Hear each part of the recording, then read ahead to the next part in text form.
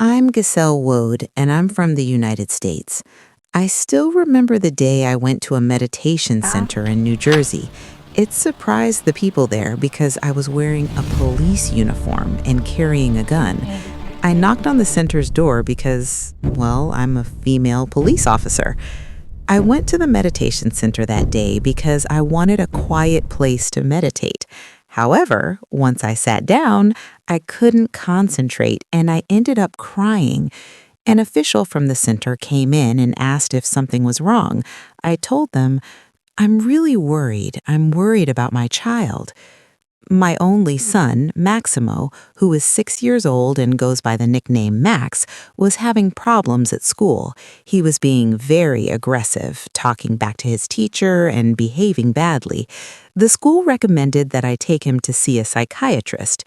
When I heard this, I was very upset because I knew that if Maximo saw a psychiatrist, he might have to take medicine that could affect him for the rest of his life. So agreeing to therapy felt like I was cutting off his future, and I didn't know how to handle it.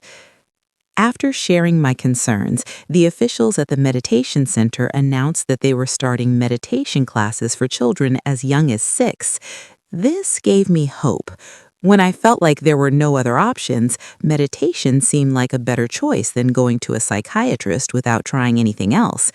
However, when I asked Max to come, he refused and became quite difficult.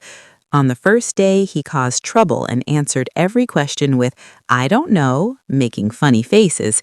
He continued to say, I don't know, for weeks. Maximo remained silent except for those 3 words.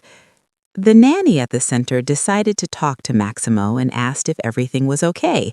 Maximo finally opened up, saying he felt incomplete compared to his friends. After venting his feelings, he finally began meditating. Initially, he struggled to stay still, but the teacher reminded him of the imagination of a star at the center of the abdomen.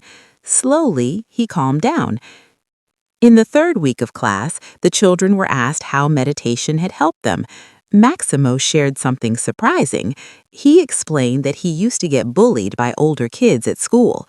One day, when they approached him threateningly, he closed his eyes, thought about the stars inside him, and suddenly everything became quiet.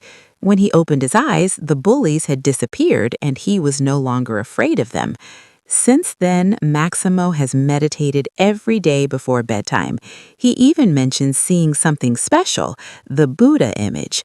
This surprised everyone because the class focused on inner stars, not the Buddha image. The nanny asked Maximo about the color of the Buddha he saw. He said the Buddha was golden. One day, he saw himself, feeling pure. Ever since that day, Maximo has transformed into a completely different child.